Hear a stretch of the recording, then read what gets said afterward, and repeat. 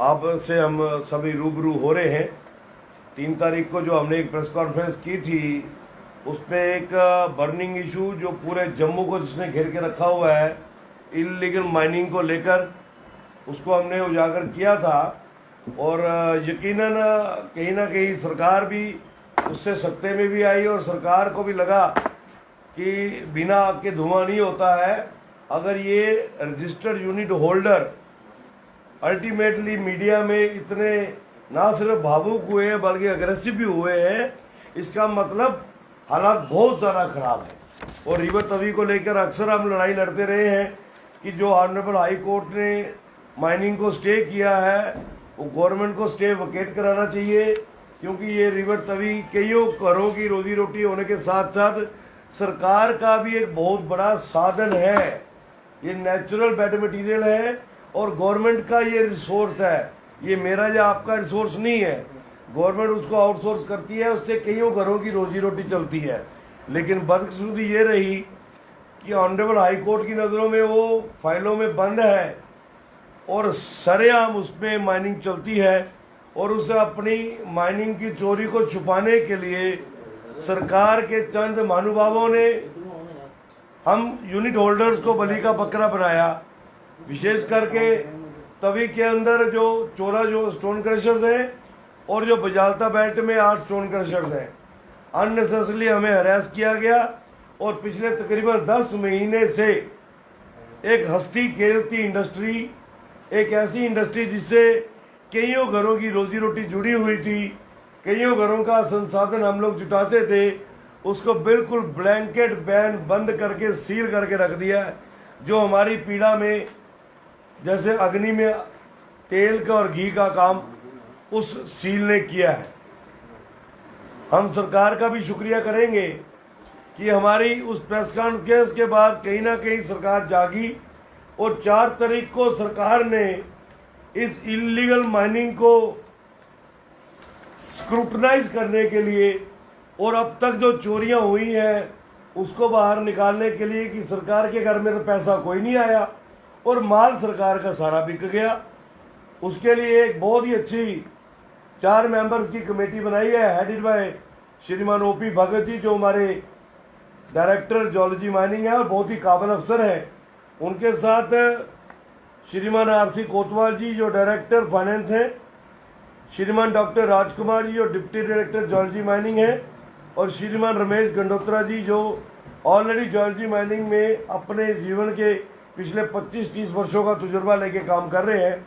ये हमें बड़ा अच्छा लगा कि माइनिंग को भी और हमारी स्टोन क्रशिंग इंडस्ट्री को भी बिल्कुल एक नेशनलाइज करने के लिए ये कमेटी बनी है। और हम उम्मीद करते हैं कि इंडस्ट्री को जीवित रखने हेतु सरकार का जो एक छोटा सा कहना है कि ईज द प्रोसेस, उसके तहत ये कमेटी काम करेगी और जल्दी अपनी रिपोर्ट सबमिट करके ना सिर्फ हमारी पावर रिस्टोर करे बल्कि रिवर तवी के अंदर जो माइनिंग पीआईएल के माध्यम से रुकवाई गई है, कोर्ट के अंदर उसको स्ट्रांगली कंटेस्ट करके माइनिंग रेगुलराइज हो जाए।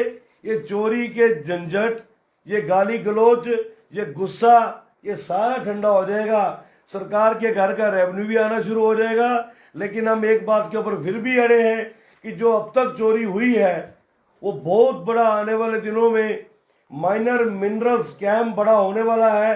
सरकार उसकी सीबीआई इंक्वायरी करवाए कि वो माल कैसे बिका, किसने बेचा, कहाँ कंज्यूम हुआ।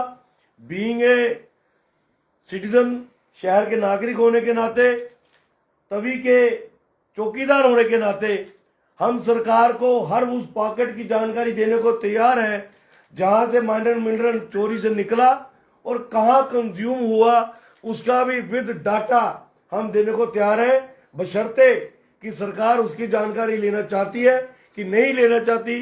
सरकार के घर में जो चोरी हुई है उसकी जानकारी लेना चाहती कि नहीं लेना चाहती। मित्रों, हमने उस दिन जो जियोलॉजी माइनिंग डिपार्टमेंट के हमारे डीएमओ जम्मू पे एलिगेशंस लगाए थे, उन एलिगेशंस को ऑथेंटिकेट किया। हमारी ऑनरेबल हाई कोर्ट ने जस्टिफाई किया हमारे साथ, हमें इंसाफ दिया कि हम जो लड़ाई लड़ रहे हैं एक तो हमारी यूनिट इंडस्ट्री को बंद कर रखा है 10 महीने से। एक इंडस्ट्री खास करके स्टोन क्रशर वाला अगर किसी भी कारण से 1 महीना भी बंद रहता है बिना प्रोडक्शन के, बिना सेल के, उसको 4 से 5 लाख रुपया स्टेशनरी खर्चा पड़ता है यूनिट होल्डर को। तो 10 महीने से हम बंद थे तो तकरीबन 50 लाख रुपया हमारे ऊपर बर्डन पड़ गया। उसके ऊपर हमारे श्रीमान अंकुर सचदेवा जी ने पहले फरवरी में एक फटका दिया जो नाजायज था। अभी उसका हम दुखड़ा सरकार के आगे और ऑनरेबल कोर्ट में रो रहे थे और उसको सेटिस्फाई करने का प्रयास कर रहे थे। तो 27 अप्रैल को एक एक फटका और दे दिया, किसी को 90 लाख, किसी को 75 लाख, किसी को 1 करोड़, किसी को 1.25 करोड़, जो हमारे आपे से बाहर था, जिसके कारण हम 3 तारीख को हम अपना आपा भी खो बैठे और गुस्से में आकर बहुत कुछ हमें बोलना भी पड़ गया अपनी डिफेंस में। लेकिन कहीं पर भी वो किसी को हर्ट करने के लिए नहीं था। जिनके लिए भी वो बात कही गई उनको सिर्फ एहसास होना चाहिए था कि आपने किसी को कितना सताया होगा कि वो परिवार इतने दुखी हो गए होंगे कि उनको आपके खिलाफ सड़कों पे उतरना पड़ा। तो हम आपके माध्यम से ऑनरेबल हाई कोर्ट का आभार व्यक्त करते हैं जिन्होंने इस सिख होती इंडस्ट्री को फिर से जीवित किया है और उस पूरी प्रोसेस को स्टे कर दिया है। मैं जरूर चाहूंगा कि जो हमारे लॉयर्स डिपार्टमेंट ऑफ ज्योलॉजी माइनिंग को कोर्ट में रिप्रेजेंट कर रहे हैं वो ऑनरेबल कोर्ट के उस वर्जन का ऑनर करे और ऑनरेबल कोर्ट को जरूर डिफेंस में लेकर ये बात अगली तारीख पे रखें कि जनाब इस स्टे को कंटिन्यू कीजिए या फिर इस ऑर्डर को आप क्वैश कर दीजिए। मित्रों, इस माइनिंग के दौरान, इलीगल माइनिंग के दौरान हमने आपसे कहा था कि डीएमओ साहिबान कुछ भी अकेले नहीं कर रहे हैं, उसके पीछे बहुत बड़ी कोई ताकत है। वो बड़ा ही सीधा साधा सरल सा बच्चा है और मुझे लगता है कि उसकी बॉडी को देख के तो दूसरे को लगता ही नहीं होगा कि ये किसी न किसी तरीके से कहीं तानाशाही कर सकता होगा। लेकिन उसके पार्ट में सबसे बड़ी नालायकी जो हमें लगती है वो ये कि बीइंग ए डीएमओ उसको अपना एयर कंडीशन ऑफिस और अपनी एयर कंडीशन गाड़ी, इन 2 कामों के अलावा वो कुछ नहीं करता है। जबकि मैं भी इस इंडस्ट्री से जुड़ा हूं, पिछले 25 वर्षों से हम सभी जुड़े हुए हैं और 10 डीएमओ के साथ हमने काम किया। डीएमओ को अपने इलाके में होना होता है, जो उसके पास इलाका होता है। दिन रात की रखवाली उस प्रोडक्ट की करनी पड़ती है, माइनर मिनरल की, जिसके लिए उसको माइनिंग अफसर लगाया होता है। लेकिन हमें अफसोस लगता है कि हमारे डीएमओ भाई साहब अधिकतर समय अपना मोबाइल पे या अपने एयर कंडीशन ऑफिस पे या गाड़ी में लगाते हैं। हाँ, उनकी सहायता उनके 2 सहायक बड़े अच्छे तरीके से करते हैं। जैसे मैंने आपको पिछली बार बताया था, श्रीमान भारत भूषण जी जो सेक्शन अफसर है और श्रीमान भानु प्रताप जी जो उनके गाड़ी का जो उनकी गाड़ी चलाते हैं, इन्होंने एरिया बांटा हुआ है। भानु प्रताप जी जो अखनूर एरिया से गुराई करते हैं, उसका एक सबूत हमारे हाथ आया है कि स्टोन क्रशर वाले से जबरदस्ती पैसा जब लेते हैं तो कैसे लेते हैं। हमारे किसी एक यूनिट होल्डर को एक बार उन्होंने इतना तंग किया कि मुझे आज ही पैसा चाहिए। उन्होंने कहा मेरा काम नहीं चल रहा, अभी पैसे नहीं है। उन्होंने बोला कुछ भी करके मेरे खाते में डालो।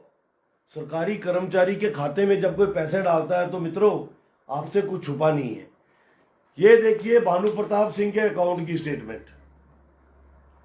25,000 रुपया एक यूनिट होल्डर को उसके अकाउंट में डालना पड़ा। कोई खुशी से किसी के खाते में पैसे ऐसे नहीं डालता, और वो भी कर्मचारी।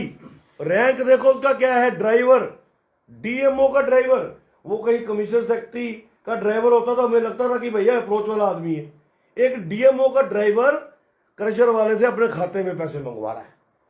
अब आप इसको कैसे गवर्नमेंट तक पहुंचाते हैं, क्योंकि आईना आपने दिखाना होता है, वो आपका काम है। हम शुक्रगुजार हैं डायरेक्टर ज्योलॉजी माइनिंग के कि हमारी प्रेस कॉन्फ्रेंस के बाद उन्होंने ये जो सरगना एक गैंग चला हुआ है अंडर द बेल्ट ऑफ हमारे डीएमओ श्रीमान अंकुर सचदेवा जी, भारत भूषण जो सेक्शन अफसर है, जो बजालता के अंदर तूते दिखुई, हमारे फ्लाई मंडाल में जितना भी एरिया है, जो भी पॉइंट से यहां से गाड़ियां निकलती हैं, वहां से उगाई करता था, आरएसपुरा से उगाई करता था, उसको इन्होंने इमीडिएटली जो है 5 तारीख को अटैच कर दिया विद स्ट्रिक्ट इंस्ट्रक्शंस कि वो फील्ड में कहीं नहीं जाएगा और डायरेक्टर ऑफिस में बैठ के डायरेक्टर के दिशा अनुसार काम करेगा। तो ये हमारे इशू को हाईलाइट करने के बाद कुछ बातें सामने आई हैं जो आपके साथ आज हमें साझी करनी थी, वो मैंने की है।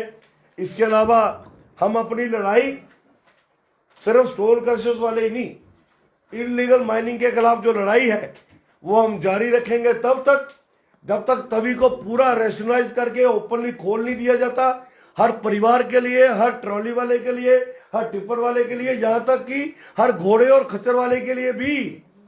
और जब तक ये जो अब तक मटेरियल चोरी हुआ है इसकी सीबीआई इंक्वायरी करा के सरकार के घर में वो 300 साढ़े 300 करोड़ रुपया वापस नहीं लिया जाता। इलीगल माइनिंग के खिलाफ हम ये लड़ाई अपनी जारी रखेंगे। धन्यवाद।